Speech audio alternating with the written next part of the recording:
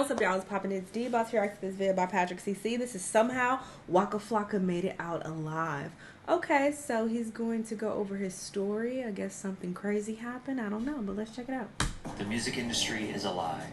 Waka Flocka recognized this early on, and after the day he got shot, he came up with a plan to escape and change his life for the better. When he got shot? Waka is one of the rare examples of an artist who was able to see the highest of the highs in the music industry, and it didn't come crashing down in an all-out downward spiral. But make no mistake, his life wasn't easy. In the year 2000, his 10-year-old brother died because of a tiny decision that Waka made. Raleigh Malfers was the younger brother of Waka, whose real name is Joaquin.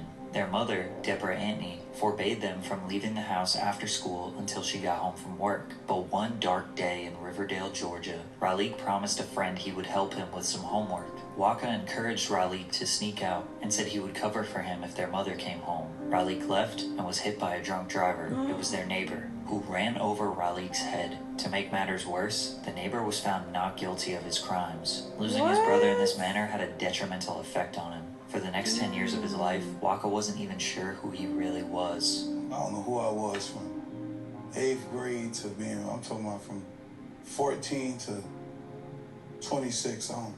Luckily for Waka, he had an amazing mother, who not only worked numerous jobs to support him and his brothers, but would soon network with the right people and change the trajectory of both of their lives forever. Deborah landed a position with the Georgia Department of Family and Children's Services. It was here where she began to mingle with local artists, such as Ludacris, who would come visit the kids at the shelter as a way to give back to the community. I started working at Fulton County, and my whole life was just different. And then here, I meet Ludacris. Wow. She scares me. I met Ludacris. But at that time, Ludacris was not Ludacris. He was Chris Lover. Yeah. So it was Chris Lover and Poon Daddy. And they used to bring all the artists that are here to the shelter for the children. Before any artist got big, they would bring them there at the station. But Deborah was no stranger to the music industry. Her brother, Bimmy Atney, was an A&R at Def Jam, close friends with LL Cool J, and worked on projects with Mariah Carey and 50 Cent, a true OG in the New York hip-hop scene, a scene Waka's mom never planned on being involved in. In 2005, Deborah received a call asking if she could help a local rapper getting out of jail to get set up with some community service. The rapper they were referring to was Gucci Mane. Breaking onto the scene in 2005 with his single, Icy, Gucci was a bubbling artist in Atlanta, but at the time he was far from a mainstream success. After connecting with Gucci for his required community service, Deborah saw the musical potential and decided to help out his career. She had the knowledge, the family connections, and most importantly, a spare room for Gucci to crash in rent-free. Not long after moving in with Waka and his brothers, Waka and Gucci would become very close. Their friendship would grow even stronger over the next year, with Gucci officially signing to Deborah's newly established management company, Ms. A Entertainment, in 2007, a company that would help launch the careers of artists like French Montana and Nicki Minaj just years later. Waka looked at Gucci as a brother, and he wanted to help out with Gucci's rap career any way he could. So I started from right there. I said, you know what I'm gonna be? I'm gonna be your assistant, bro. Right. I'm gonna be your security. I never knew these titles, but this is what I was doing. I was like, hey, bro, you can't even pick a bag up. You're a star. Unfortunately, Gucci couldn't help getting in trouble with the law and was constantly in and out of prison, completely stunting the growth of his rap career and leaving Waka uncertain about his future. Not wanting his family to fail, Waka decided to take matters into his own hands and get in the studio. Even though Gucci Mane straight up told him to his face he shouldn't be a rapper and that he was better off as a goon, Waka didn't care. He had a mission to make it big. I'm also on a mission to tell you about today's sponsor, Case. Nah, brother. Y'all go support though.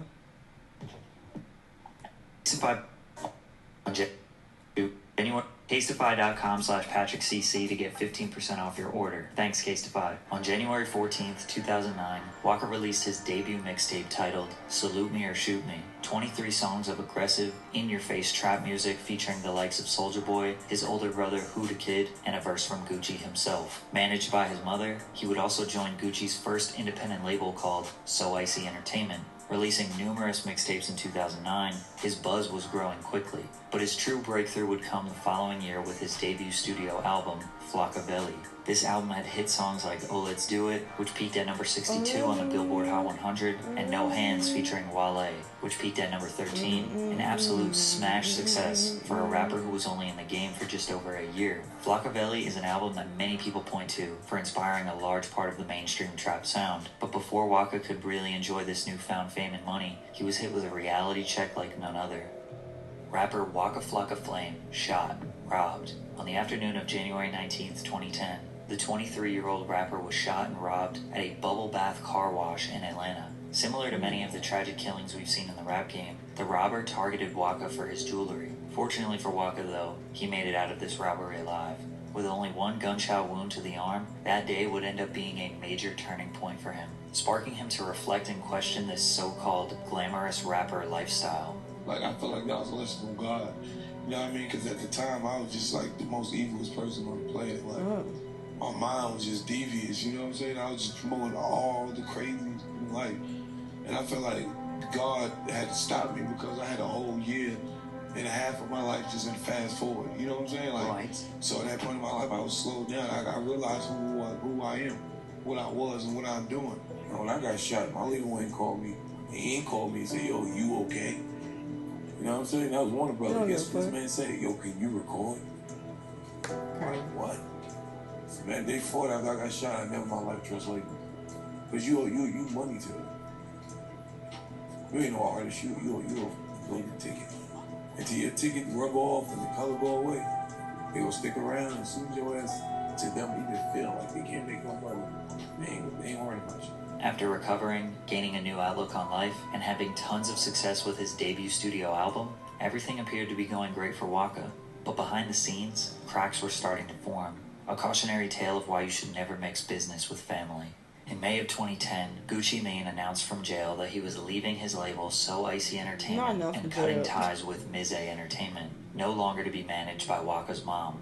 Allegedly, Mize was booking Gucci for shows across the country without disclosing that he was headed to jail, and also illegally selling Gucci Mane verses, which resulted in several federal lawsuits, which led Gucci to saying the following: "I'm taking control of all my business properties and keeping the focus on my career, my music, and my artists. All the pieces to the puzzle are finally in place, and once I get home, it's Gucci time." Gucci Mane would then become the president and CEO of Brick Squad 1017 Records, an imprint of Warner Records, the label that Waka Flocka would sign to as well, making him one of the first artists on Brick Squad. Although Waka was still managed by his mother, this whole situation would kickstart the eventual demise of their friendship. After riding the momentum of Flocka into 2011 and releasing a collaborative mixtape with Gucci Mane called Ferrari Boys on August 9th of that year, Waka would start his own label under 1017 Records called Brick Squad Monopoly. He was on top of the world. He had another single in rotation, Round of Applause featuring Drake, and Waka was a mainstream star. But just as he was reaching his peak success, he was hit with another tragedy. Waka's best friend and fellow 1017 rapper Slim Duncan was shot and killed. On December 16, 2011, Slim was at Star Studios in Atlanta. The whole 1017 family was there because Gucci Mane had a video shoot scheduled. At some point, Slim got into a verbal altercation with Young Vito, another ATL rapper, which ended in Vito taking a shot at Slim's stomach. He was rushed to the hospital and later died. Waka tweeted, "Wish it was me. My right hand is gone." Waka was devastated. First he was shot, now his best friend was taken out. He blamed himself for the incident. How did Slim Duncan's death affect you? I mean, I'm sure it's still affecting you now, but I don't accept it. I don't accept it. Period. Like, as far as, like, you don't feel like he's gone? Yep, I don't accept it. Keep his number in your phone? And don't accept it. You can't accept it. Do you feel like justice has been served, being that, the guy that did it? I hope he win. Hope he free. Hope he get free. Straight up. You better hope he doesn't. I saw you put on Twitter, you wish it was you. Like, yeah, that's my dog. Like, I made him rap. You know what I'm talking about? If I would never made him rap, man, I'll imagine, you know what I mean? That's how you feel? Like, yeah. So you feel like if you hadn't made him rap, he'd still be it? Yeah. Wow, that's heavy, man. That's heavy to wear. You can hear the pain in Waka's voice. He needed to restart his whole career. That's the second time, I'm sure, of him feeling like he was responsible for someone's death. It was his brother and then him. At least he still had his brother Gucci Mane, and that was enough for him to still want to pursue a rap career. But as Waka continued to get more and more popular and began taking some of the spotlight away from Gucci, tensions would rise and egos would clash, culminating in a public beef that would rip the two apart. Waka Flocka Flames officially dropped off Brick Squad 1017. Big Guwap says, "Give me an offer for this disloyal dude." This tweet from March 15th, 2013 would send shockwaves across the entire hip-hop scene. A rep for Gucci claimed that the tweet was the job of a hacker, but Waka didn't buy it, sparking Waka to respond with, "I'm the loyalest person you could ever see. I took on a man's beef, risked my life, hung out the window, risked my freedom. I never backed in a corner. To my knowledge, it ain't nothing but jealousy." Also in that same month, Waka would diss Gucci at a Dipset reunion show.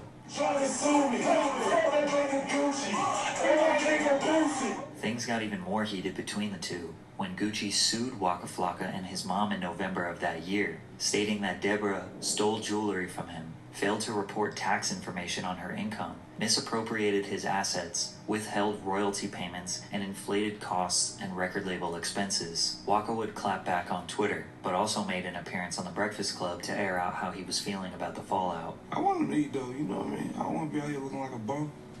I don't care how crazy he doing, or I don't give you jump off the roof. I don't do it. If I catch him, it's going digital.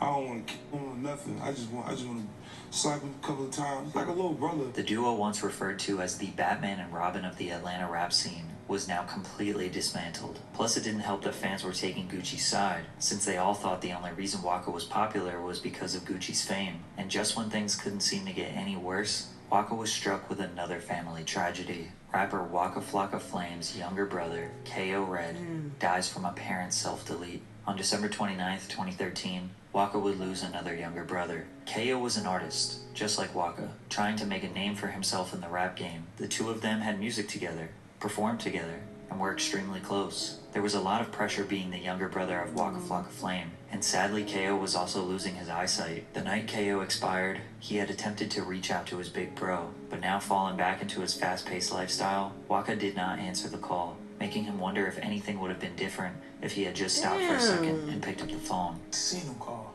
I'm like, let me call Kel back as soon as this show would. I call him back, no answer.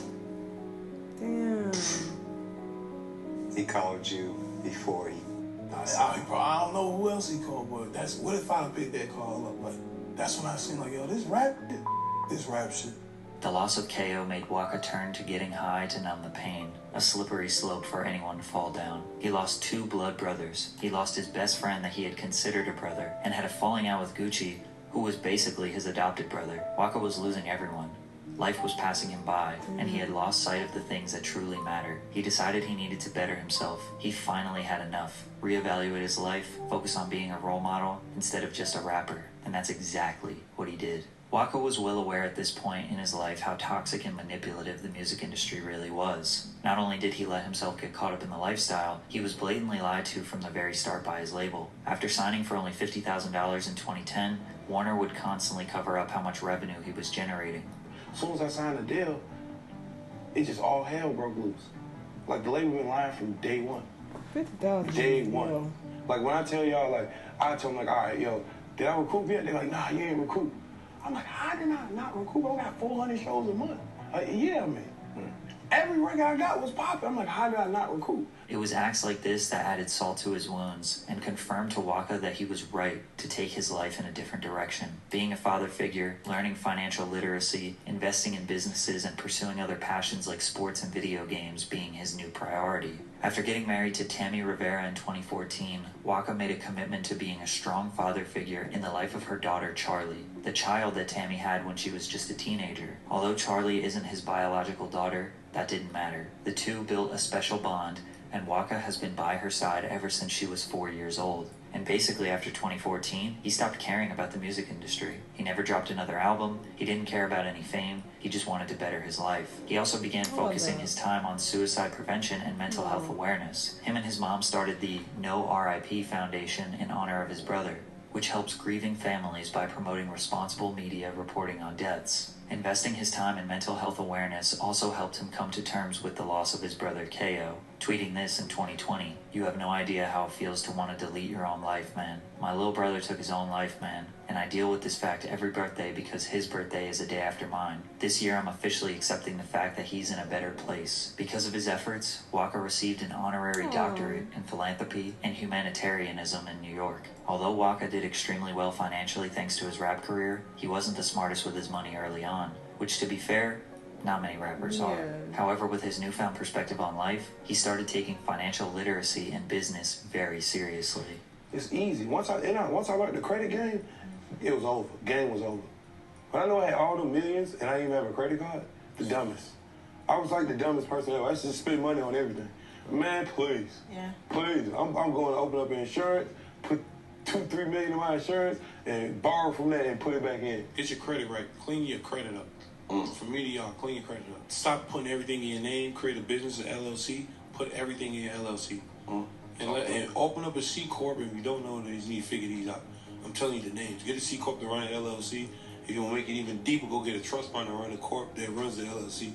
You want to get even deeper, own 2 trust funds for your business and your person to run that trust that runs all the business. It can get deep, my guy. He didn't totally stay out of entertainment, though. He was able to land a pretty successful reality show on WeTV called Waka and Tammy, What the Flocka, which definitely had its downsides, but at least he was able to get money while spending time with his family. We probably won't get another Waka Flocka album, and if we're lucky, maybe a single here and there, but that's okay. These days, he spends his time playing old school video games, building his farm, feeding his cows, investing in cryptocurrency, philanthropy, and living life to the fullest. Whenever he does speak or post on social media, it's to try to get you to learn from him and try to better your life. Waka didn't get stuck in the music industry trap. He made millions of dollars from music, but at the expense of losing loved ones. Most people would continue the rat race, drugs, partying, and pursuing a career filled with depression and satisfying others for $1. But Waka, he quit and took his life into his own hands. Funny thing is, he's richer now than he was before, and he's happier. Period. So why would he ever go back to music? I love happy endings. I love this for him. I knew nothing about any of this. I didn't even know him and Gucci had a close relationship. I did not know much about this man at all. Of course, I know his really popular songs that were mentioned in this video, but that was about as far as it went. But I'm really happy to see that he's turned his life around and he's doing good things in the world. So shout out to him. Y'all let me know what y'all think. Let me know what other videos you want me to watch, and I'll see y'all the next time. Bye.